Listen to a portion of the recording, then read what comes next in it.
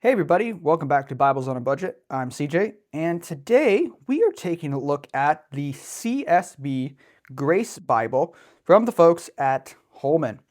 So what's really cool about this Bible, guys, is if you can see that little white thing up there, this is a dyslexia-friendly Bible. So full disclosure, I do not have dyslexia, so this Bible is not for me. But this is really useful for people who do have dyslexia because it definitely affects the way that they read anything, and especially the Bible. So the reason why this is called the Grace Bible is because it features a typeface called the Grace typeface. But before we get into kind of the guts and what the whole thing looks like, we're going to talk about the outside. So this thing comes in a slipcover. This is brown LeatherTouch, really nice looking. You can already kind of see the Bible here on the front. And then on the back, get a little information about this whole thing. So this was created in partnership with 2K Denmark.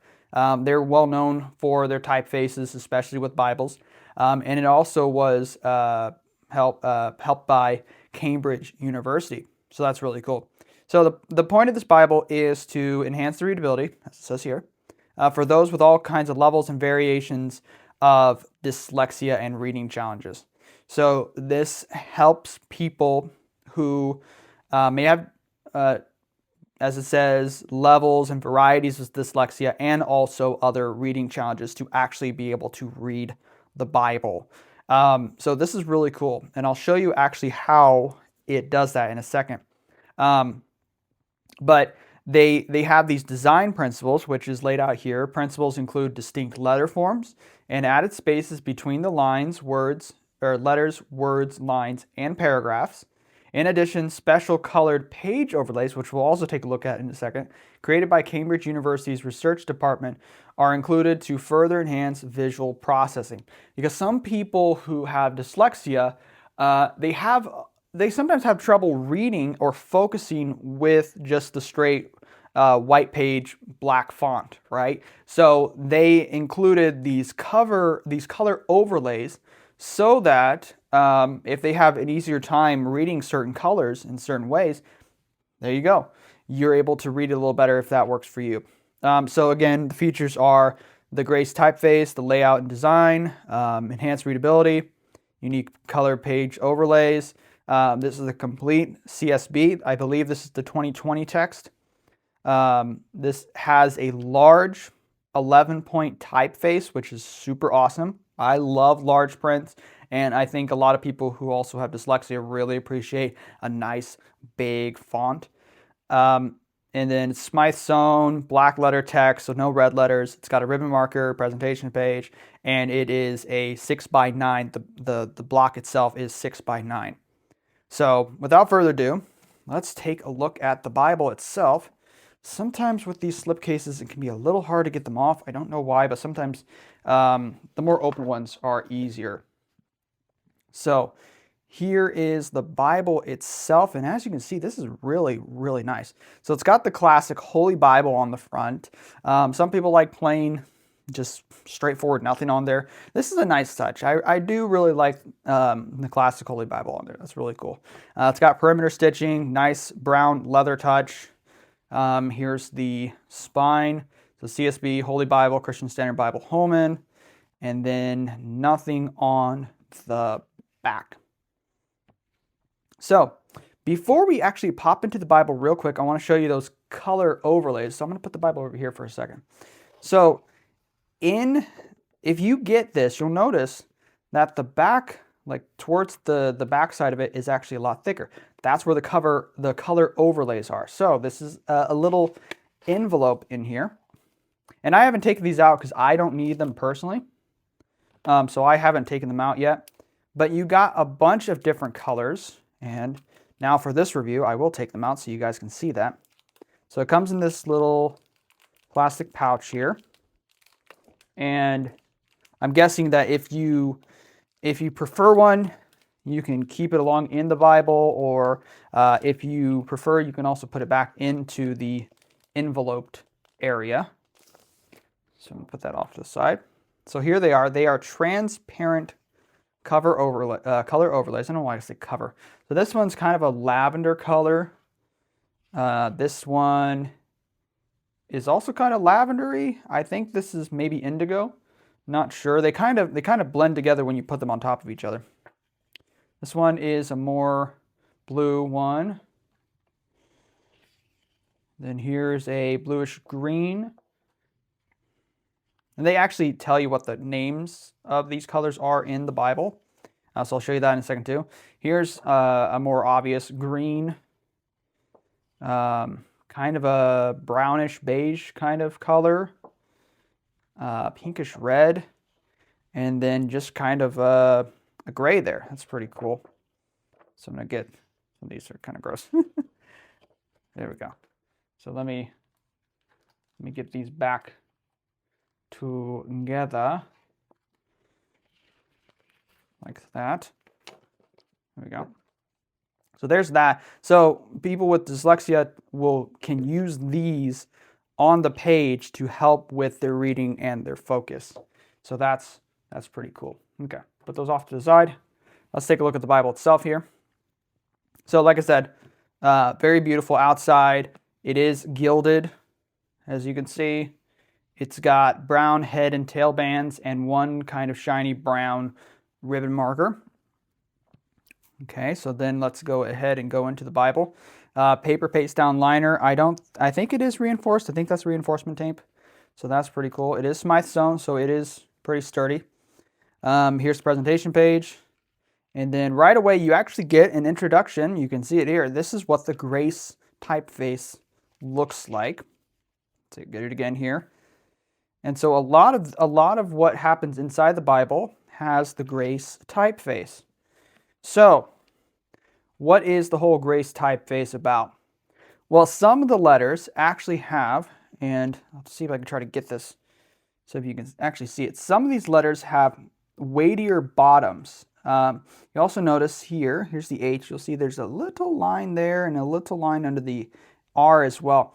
So they designed these and they designed them in such a way so that a person with dyslexia, their brains can actually better differentiate these letters, because sometimes the letters are mixed up and confused in the brain with dyslexia. So super cool. Here's the books of the Bible. You have features of the Bible and Old Testament quotes that help you kind of figure out where those are in the New Testament, topical concordance, and then also talks about omitted verses in the CSB, which I would not say omitted personally, but we can go off on that in a second. So here's some of the features of the Bible. So one thing you'll already notice is this is kind of the format of the Bible. It is double column, but it also has you'll see some nice spacing between these paragraphs and also over here. And so this is an example right here of the text itself. So sometimes you'll see these little marks here. So it says paragraphs beyond 11 lines were divided into smaller text blocks. If a paragraph normally extends beyond 11 lines, a dash was inserted. Oh, sorry, you're not seeing that. A dash was inserted in between blocks of text to note the paragraph continues. So anytime you see that little dash there, you'll know, oh, this is part of that paragraph. So there's that. And then it's talking about the cover overlays. There are no footnotes or call-outs in this Bible to avoid complicating the text. And then you also have some more information. So this is where you'll see what the colors are. So you got yellow, yellowy green, green, greenish blue, blue, purple, mauve, rose, and orange. And then here's another example of what the text looks like. Again, double column. You have these little things that are indicating this is part of this paragraph. And yeah. And then this also talks about double overlays and what colors work good together. So it'll tell you over here like rose and orange work together, orange and yellow, yellow and yellowy green, yellowy green and green, and so on and so forth. And then it gives you a little explanation on how to do it. And then over here, we have the preface to the CSB, which the CSB is a really cool translation. If you have not checked it out, I recommend it because their translation philosophy is they're trying to hit the middle ground, what they call, if I remember correctly, it's called optimal equivalency. Yeah. So it's trying to balance the readability with the linguistic precision of the original languages. So it's supposed to kind of, in a sense, be between word for word and thought for thought. So here's the Old Testament. And here's an example of the giant font. See, there's Genesis. You got these giant bold pericopes, giant bold chapter numbers, and then everything is pretty much kind of a nice bold text. It's not super thick, but it is black and readable and nice. So I'll show you again some of the examples of what they're doing with the text here. So here, if I can get it, if you can see in Genesis 1:9, you'll see that there is this little mark here underneath the T. That's just helping. That's just there to help with the reading. And then there's also some places, for instance, with the E's, that the bottom part of the E is actually heavier. It's not a consistent thickness throughout. It's just there to help facilitate easier reading for people with dyslexia. I actually know somebody who has dyslexia. My brother's mother-in-law is dyslexic. So this kind of Bible would be great for her.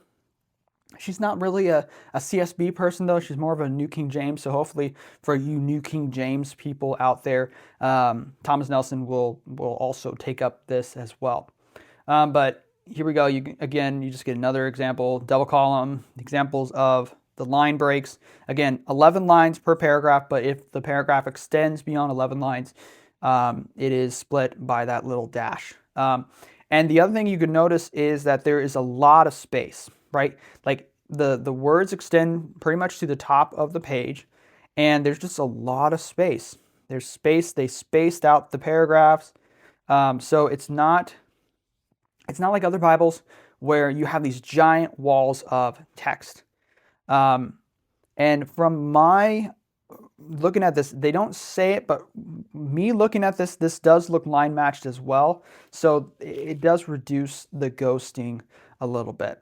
So that's the New Testament, or sorry, that's the Old Testament. This is not the New Testament. Let's go to Psalms, so we can look at what that looks like. So you can get an idea, of what that looks like. So here's Proverbs. This is close. So again, you get a lot of space between different chunks because sometimes these are like separate paragraphs. So you will have two verses kind of together, but then extends. So these are all part of the same paragraph here. But this, again, double column, but this is verse by verse. In the Psalms, in parts of Job that are poetry, Proverbs, Ecclesiastes, and other places where there are different types of poetry. So let's go to the New Testament so that you can also see that. And again, like it says, this is a black letter text, so there is no red letter. I'm not sure how the different colors actually mess with the minds of those who have dyslexia. So this may have been a purposeful choice so that those who are reading are not, their brains are not freaking out, or however, as someone who does not have dyslexia, I don't completely understand how it works. And so if you have dyslexia, please educate me. Tell me how it affects you. I know that there are, like it says, there's variations. There's different levels of dyslexia and reading disabilities. So tell me how, in the comment section, tell me how this would be really effective and really helpful for you. Because I think the one thing I really like is the big text. Like really big. Like the pericopes are gigantic. These are probably like, this text is 11. These are probably close to 13 or 14. Like these are huge, maybe even 16. I don't know, but they're really nice. So anyway, that's the New Testament. No red letter. So I'm going to go to the back of the Bible here. After Revelation, we're going to look at the back matter. So there's the topical index, but there's something before it. So here's the Old Testament quotes. So what this is cool, what's cool about this is this tells you that these verses in the New Testament quote from these verses in the Old Testament. And I even just noticed this now. There's some places where it'll tell you, oh, this is quoting from LXX, which is the Septuagint, which is the Greek translation of the Old Testament. So that's really cool. So there's that. And then after that, you do get the topical concordance, which is like any other concordance. It talks about the different topics and then where you can find the definition and where you can find the information about it in the different verses. So that's really cool. Then after the topical concordance, this is a to Z one, you do get maps. So there's the maps. It's pretty cool. And that's pretty much it.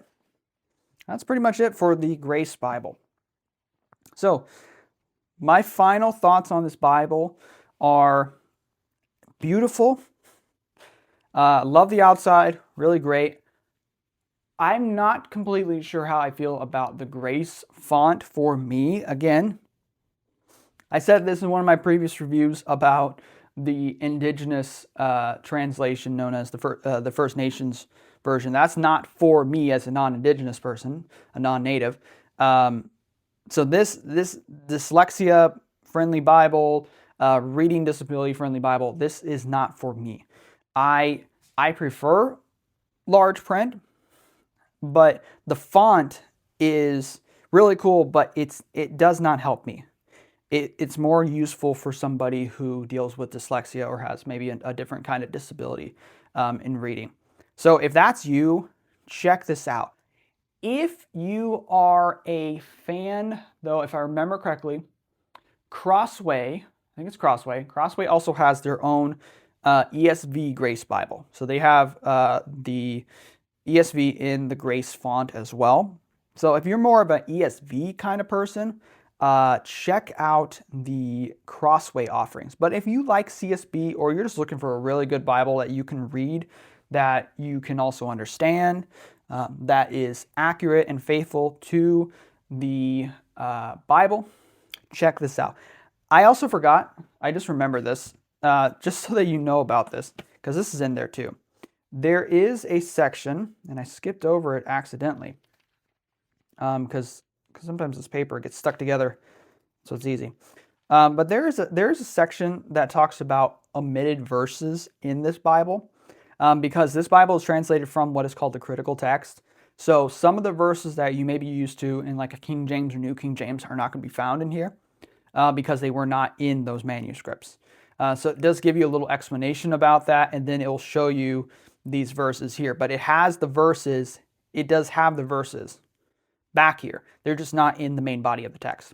So again, if that doesn't bother you, check this out. If that does bother you, then, I would recommend definitely wait and see if Thomas Nelson does something with the New King James, because then you'll have all those verses in the text and you don't have to worry about that, and you're going to be able to read it better, and it's just going to help you absorb the Bible in a more effective way. So anyway, guys, thank you so much for watching Bibles on a Budget. And remember, folks, the truth does not have to be expensive. See you in the next one.